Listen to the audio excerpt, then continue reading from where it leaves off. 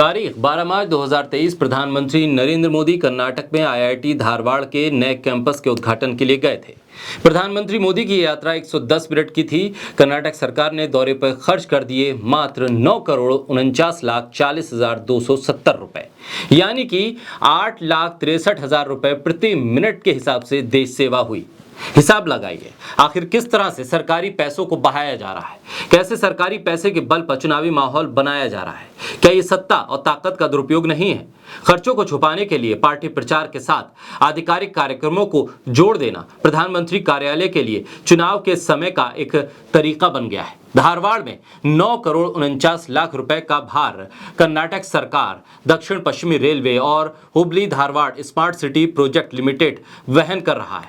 उन्होंने इसके साथ ये भी जोड़ दिया कि प्रधानमंत्री की इस तरह की यात्राएं भारतीय जनता पार्टी के लिए चुनाव प्रचार के रूप में काम करती हैं और 2022 में पंजाब विधानसभा चुनाव के दौरान भी ऐसा ही देखा गया था। बोलता हिंदुस्तान पर मैं हूं आपके साथ मिर्जा शाकिर अली बेग। कर्नाटक में बसवराज बोम्मई के नेतृत्व वाली भारतीय जनता पार्टी सरकार ने इस साल 12 मार्च को प्रधानमंत्री नरेंद्र मोदी के जरिए आईआईटी धारवाड़ के नए स्थायी परिसर के उद्घाटन के लिए लोगों को लाने ले जाने, लंच स्टेज सेटअप करने, ब्रांडिंग, प्रचार और अन्य रसद पर कुल 9,49,00,000 रुपए खर्च कर दिए।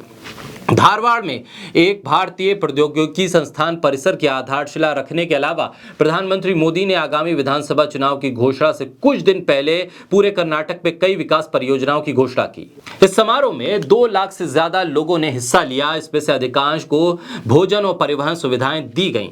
समारोह में केंद्रीय मंत्री प्रहलाद जोशी और कर्नाटक के मुख्यमंत्री बसवराज बोम्मई भी मौजूद रहे।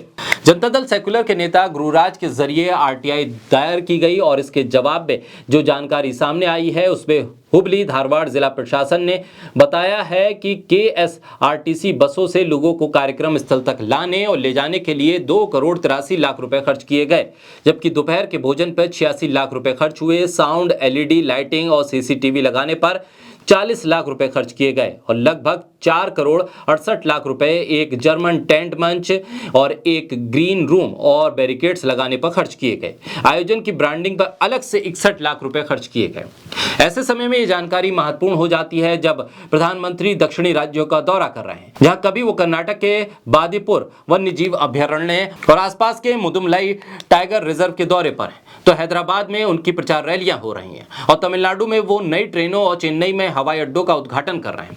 कर्नाटक में विपक्षी दलों ने प्रधानमंत्री की मौजूदगी वाले भव्य उद्घाटन समारोह पर निशाना साधा है और आरोप लगाया है कि भारतीय जनता पार्टी के लिए प्रधानमंत्री मोदी के चुनाव प्रचार अभियान पर अप्रत्यक्ष रूप से जनता का पैसा खर्च किया जा रहा है। यह समारोह भारतीय जनता पार्टी के चुनाव प्रचार अभियान की तरह लग रहा है।